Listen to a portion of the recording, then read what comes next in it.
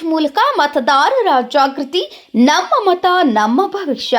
ಭಾರತ ಚುನಾವಣಾ ಆಯೋಗ ಜಿಲ್ಲಾಡಳಿತ ಮತ್ತು ಜಿಲ್ಲಾ ಪಂಚಾಯತ್ ಮತ್ತು ಸ್ವೀಪ್ ಸಮಿತಿ ಹಾಗೂ ಪಟ್ಟಣ ಪಂಚಾಯಿತಿ ನಿಡಗುಂದಿ ಇವರ ಸಂಯುಕ್ತ ಆಶ್ರಯದಲ್ಲಿ ಲೋಕಸಭಾ ಚುನಾವಣೆ 2024ರ ಹಿನ್ನೆಲೆಯಲ್ಲಿ ಕ್ಯಾಂಡಲ್ ಮಾರ್ಚ್ ಪಟ್ಟಣ ಪಂಚಾಯತ್ ಕಚೇರಿ ಆವರಣದಲ್ಲಿ ಜರುಗಿತು.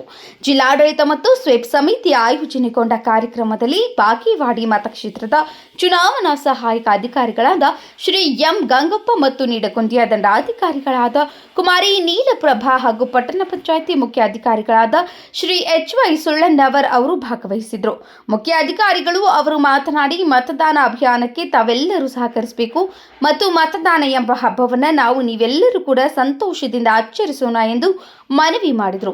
ನಂತರ ಮಾತನಾಡಿದ ನಿಡಗುಂದಿ ದಂಡಾಧಿಕಾರಿಗಳಾದ ಕುಮಾರ್ ನೀಲಪ್ರಭು ಮಾತನಾಡಿ, ಮೇ 7ರಂದು ಮತದಾನ ನಡೆಯಲಿದೆ. ಮತದಾನ ಮಾಡುವ ಯಾವುದೇ ವ್ಯಕ್ತಿಗಳು ಆಮಿಷಕ್ಕೆ ಒಳಗಾಗದೆ ಮತದಾನ ಮಾಡಬೇಕು. ವಿದ್ಯಾರ್ಥಿಗಳು 18 ವರ್ಷ ತುಂಬಿದ ಮಕ್ಕಳಿಗೆ ಮತದಾನ ಮಾಡಬೇಕು. ಪ್ರತಿಯೊಬ್ಬರು ನಾಗರಿಕರು ಮತದಾನ ಜಾಗೃತಿ ಮೂಡಿಸಬೇಕು ಎಂದು ಹೇಳಿದರು. ತದನಂತರ ಮಾತನಾಡಿದ ಚುನಾವಣಾ ಸಹಾಯಕ ಅಧಿಕಾರಿಗಳಾದ ಎಂ ಗಂಗಪ್ಪ ಮಾತನಾಡಿ, ಜಿಲ್ಲೆಯಲ್ಲಿ ಹೆಚ್ಚಿನ ಮತದಾನ ಮಾಡಬೇಕು.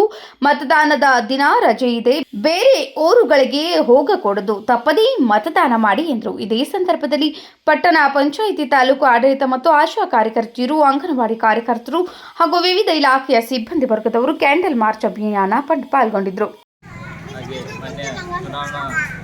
ಸಹಾಯಕ ಚುನಾವಣಾಧಿಕಾರಿಗೆ ಈ ಕಾರ್ಯಕ್ರಮದಲ್ಲಿ ಭಾಗಿಯಾಗಿ ಹಾಗೂ ಮಾನ್ಯ ತಹಶೀಲ್ದಾರ್ ಅವರಿಗೆ ಹೃತ್ಪೂರ್ವಕ ಅಭಿನಂದನೆ ಸಲ್ಲಿಸ್ತೀನಿ. ಅದೇ ರೀತಿ ಎಲ್ಲ ಆಶಾ ಅಂಗನವಾಡಿ ಕಾರ್ಯಕರ್ತರಿಗೂ ಸ್ವಾಗತ ಕೋರುತ್ತಾ, ಈಗ ನಾವು ಮತದಾನ ಮಾಡೋದು ಒಂದು ಸುಮ್ಮನೆ ನಮ್ಮ ಕರ್ತವ್ಯ ಅಂತಲ್ಲ, ಅದು ನಮ್ಮ ದೇಶದ ಒಂದು ಹಬ್ಬ ಅಂತ ತಿಳ್ಕೊಂಡು ನಾವು ಎಲ್ಲರೂ ಮತದಾನ ಮಾಡೋಣ.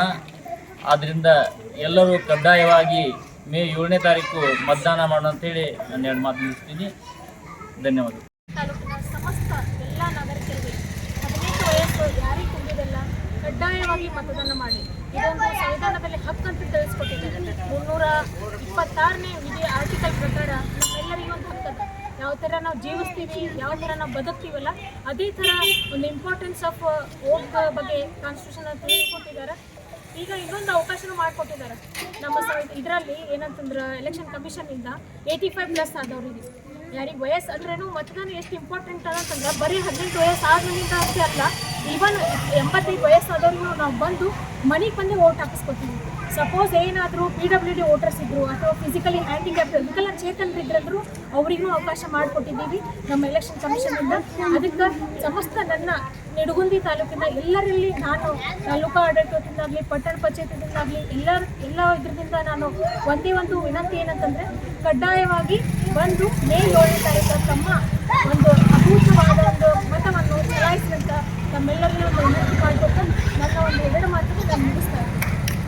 ಇಲ್ಲಿ ಸೇರಿರ್ತಕ್ಕಂಥ ತಹಸೀಲ್ದಾರ್ ಅವರೇ, ಚೀಫ್ ಆಫೀಸರ್ ಅವರೇ, ಪಟ್ಟಣ ಪಂಚಾಯತ್ ಸಿಬ್ಬಂದಿಯವರೇ, ಅಂಗನವಾಡಿ ಟೀಚರ್ಸ್ರವರೇ, ಆಶಾ ಕಾರ್ಯಕರ್ತರವರೇ, ಮಾಧ್ಯಮ ಎಲ್ಲರಿಗೂ ಈ ಕ್ಯಾಂಡಲ್ ಸ್ವೀಟ್ ಆ್ಯಕ್ಟಿವಿಟಿ ಕ್ಯಾಂಡಲ್ನಲ್ಲಿ ಭಾಗವಹಿಸಿ ಎಲ್ಲರಿಗೂ ಮತ್ತೊಮ್ಮೆ ಸ್ವಾಗತವನ್ನು ಕೋರ್ತಾ, ಈಗಾಗಲೇ ತಹಸೀಲ್ದಾರ್ ಅವರು, ಚೀಫ್ ಆಫೀಸರ್ ಅವರು ಹೇಳಿರೋ ಪ್ರಕಾರ ಮೇ 7ರಂದು ಲೋಕಸಭಾ ಚುನಾವಣೆ ಬರುತ್ತದೆ.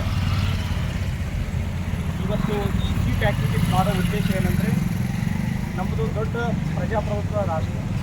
ಈ ಒಂದು ಪ್ರಜಾಪ್ರಭುತ್ವ ವ್ಯವಸ್ಥೆಯನ್ನು ಗಟ್ಟಿಗೊಳಿಸಬೇಕಂದ್ರೆ ಪ್ರತಿಯೊಬ್ಬರೂ ಕೂಡ ತಮ್ಮ ಹಕ್ಕನ್ನು ಚಲಾಯಿಸಬೇಕು. ಮೇ 7ರಂದು ಎಲ್ಲರೂ ದಯವಿಟ್ಟು 18 ವರ್ಷ ಮೇಲ್ಪಟ್ಟಂಥ ಪ್ರತಿಯೊಬ್ಬ ಮತದಾರರು ನಿಮಗೆ ನಿಗದಿಪಡಿಸಿರ್ತಕ್ಕಂಥ ಮತಗಟ್ಟೆಗಳಿಗೆ ಹೋಗಿ ಮೇ 7ರಂದು ಕಡ್ಡಾಯವಾಗಿ ಮತದಾನವನ್ನು ಮಾಡಬೇಕು. ಮತದಾನವನ್ನು ಮಾಡಿ ಈ ದೇಶದ ಭವಿಷ್ಯವನ್ನು ಮತ್ತು ಈ ಪ್ರಜಾಪ್ರಭುತ್ವದ ವ್ಯವಸ್ಥೆಯನ್ನು ಗಟ್ಟಿಗೊಳಿಸಬೇಕು ಅಂತ ಹೇಳಿ ಎಲ್ಲರ ಹತ್ರ ವಿನಂತಿಯನ್ನು ಮಾಡ್ತಾ ಇದ್ದೇನೆ.